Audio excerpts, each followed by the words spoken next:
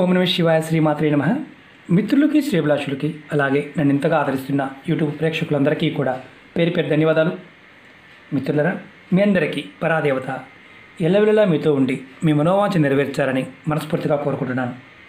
ఈరోజు మనం మీరు కోరుకున్నంత డబ్బు లభించడానికి, అలాగే మీరు చేస్తున్న పనుల్లో ఆటంకాలు తొలగిపోయి మీ పనులు పూర్తవడానికి, ధనరాబడి పెరగడానికి, అధిక ధనం సంపాదించడానికి, అప్పులు త్వరగా తీరడానికి, అప్పుగా ఇచ్చిన డబ్బులు తిరిగి త్వరగా రావడానికి ఈ చిన్న ఉపాయం చేసి చూడండి.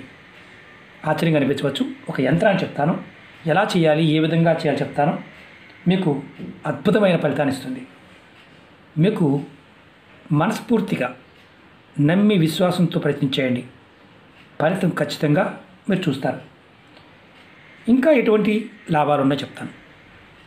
మీకు ధనద్వారాలు, మీరు సంపాదన పరంగా మీ ధనద్వారాలు తెరుచుకుంటాయి.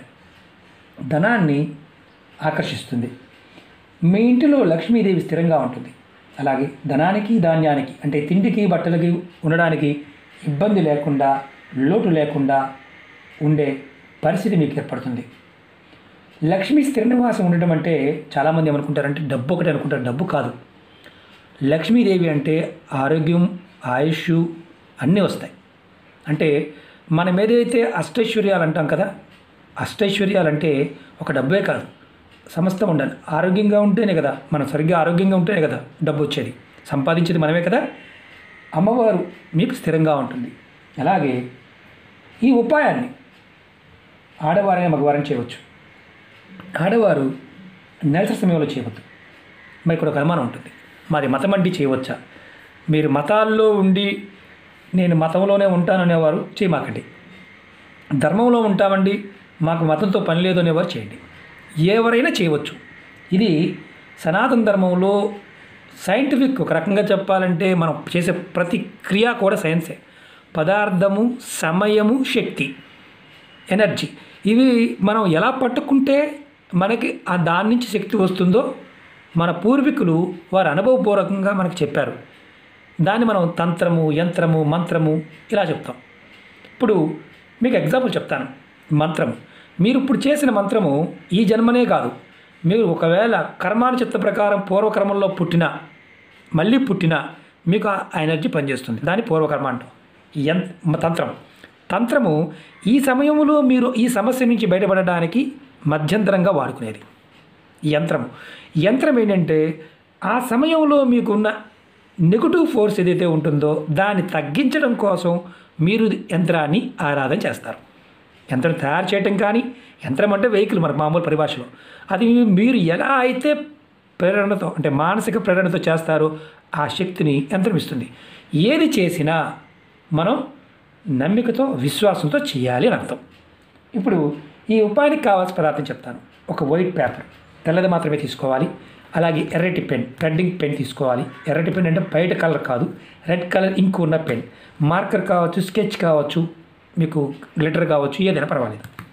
మీరు మాకు దగ్గర ఇవేమీ లేవంటే కుంకుమతో కూడా మీరు తయారు చేసి రాసుకోవచ్చు.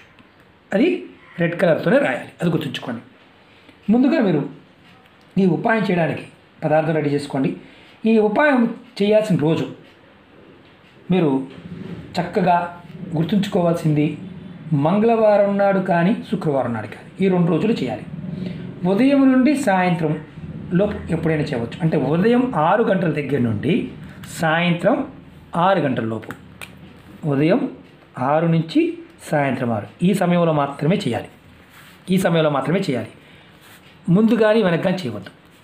నేను యంత్రం ఎలా తయారు చేయాలి, ఏ విధంగా తయారు చేయాలి మీకు చూపిస్తాను. మీరు ఒకటి గుర్తుంచుకోండి, చెప్పిన విధానం అర్థమైతే చేయండి, అర్థం కాలేదనుకోండి పొరపాటు ప్రయత్నించేయమాకండి. మీరు ముందుగా స్నానం చేసి ఈ ఉపాయం చేయాలి. స్నానం పొద్దున్న చేసిన మధ్యలో చేయొచ్చు కాదు, స్నానం చేసిన తర్వాత మాత్రమే చేయండి. స్నానం చేసిన తర్వాత ఎన్ని ఉపాయాలను చేయవచ్చు ఆ సమయంలో చేయండి. ముందుగా మీరు పేపర్ని రెడీ చేసుకోండి. మీ పూజా మందిరంలో ఎక్కడైతే మీరు పూజ చేసుకుంటూ ఉంటారో ఆ గదిలో కూర్చోండి. చక్కగా మీరు ఎంతగా మీ మనసులో బలంగా కోరికుందో ఆ కోరిక రాయవచ్చు. చూపిస్తాను. ఉదాహరణకి మీకు 10 లక్షలు కావాలి, మీరు అప్పు చేశారు, కోరిక అప్పు తీరాలి, ఇల్లు కావాలి, ఏదైనా కోరిక రాయండి. సమ్ ఎక్స్ ముందు పేపర్ మీద రాసుకోండి. ఇది పైన రాయాల్సింది. తర్వాత యంత్రాన్ని తయారు చేసుకోవాలి. యంత్రానికి చూడండి ఎలా చేస్తున్నాను. పైన గీత గీయండి, తర్వాత ఈ గీత గీయండి, తర్వాత కింద గీత, తర్వాత సైడ్ గీత. ఇప్పుడు దీన్ని 2 భాగాలు చేయండి. తర్వాత 2 భాగాలు, నిలువున 2 గీతలు, మొత్తం 9 గదులు. ఇప్పుడు ఇందులో సంఖ్యలు వేయాలి. అన్నీ కూడా రెడ్ కలర్ పెన్తోనే వేయాలి. గుర్తుంచుకోండి, దగ్గరగా కూడా చూపిస్తాను. పై గడిలో మొదటిగా 27 వేయాలి, 27. తర్వాత దాని కింద మాత్రమే రాయాలి 22, దాని కింద 23. ఇప్పుడు మధ్య గదిలో రాయాలి 20, తర్వాత 24, తర్వాత 28, తర్వాత లాస్ట్ గదులు 25, 26, 21. దగ్గరగా చూపిస్తాను.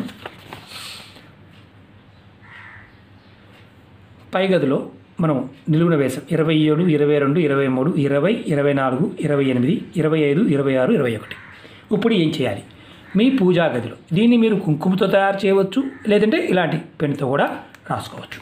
ఇప్పుడు మీ ఇష్టదైవం ముందు పెట్టండి. మీరు ఎవరినైతే బాగా ఇష్టపడతారో వారి ముందు పెట్టండి. పెట్టి మీ మనసులో ఇక్కడ కోరిక రాశారు కదా, ఆ కోరిక ధనం ఎంత కావాలో చెప్పండి. తర్వాత దీన్ని తీసుకువెళ్ళి మీరు దగ్గరలో ఎక్కడైనా సరే, మీ ఇంటి దగ్గరలో ఎక్కడైనా సరే, మర్రి చెట్టు కానీ, రావి చెట్టు కానీ, జమ్మి చెట్టు కానీ, వేప చెట్టు కానీ, ఈ దేవతా వృక్షాల మొదల్లో మట్టి తీసి మట్టిలో పెట్టాలి. ఈ యంత్రాన్ని చిన్న పేపర్ మీద రాసుకోవచ్చు. నేను జస్ట్ ఇది చూపించడం చేశాను. ఈ పేపర్ని మామూలుగా మడత పెట్టి మట్టిలో పెట్టండి.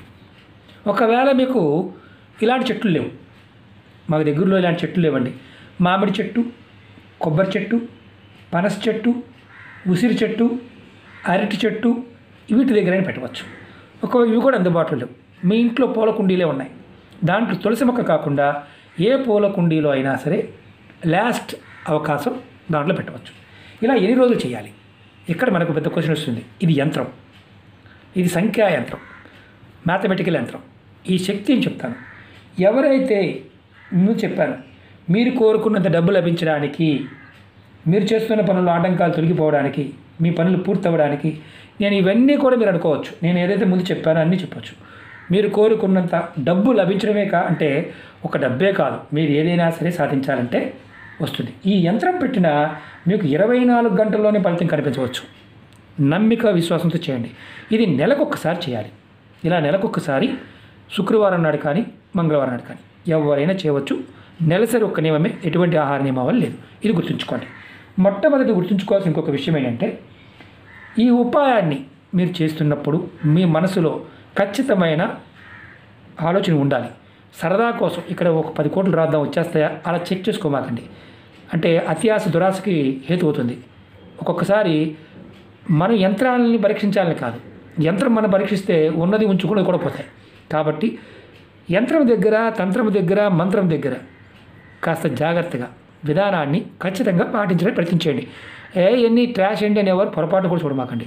అలాంటి వాళ్ళు ఇలాంటి చూడటమే పెద్ద ట్రాష్. కారణం ఏంటంటే కావాలని కొంతమంది చేస్తూ ఉంటారు. కాబట్టి నమ్మికతో విశ్వాసంతో చేయండి, ఖచ్చితమైన ఫలితం ఉంటుంది. అందులో డౌటే లేదు. అలాగే మీకు ఈ వీడియో నచ్చినట్లయితే లైక్ చేయండి, ఛానల్ని సబ్స్క్రైబ్ చేసుకోండి, పక్కనే ఉన్న గంట సింబల్ని యాక్టివేట్ చేసుకోండి. మీకు నచ్చితే 10 మంది మిత్రులకి షేర్ చేయండి. ఓం నమః శివాయ, శ్రీమాత్రే నమః.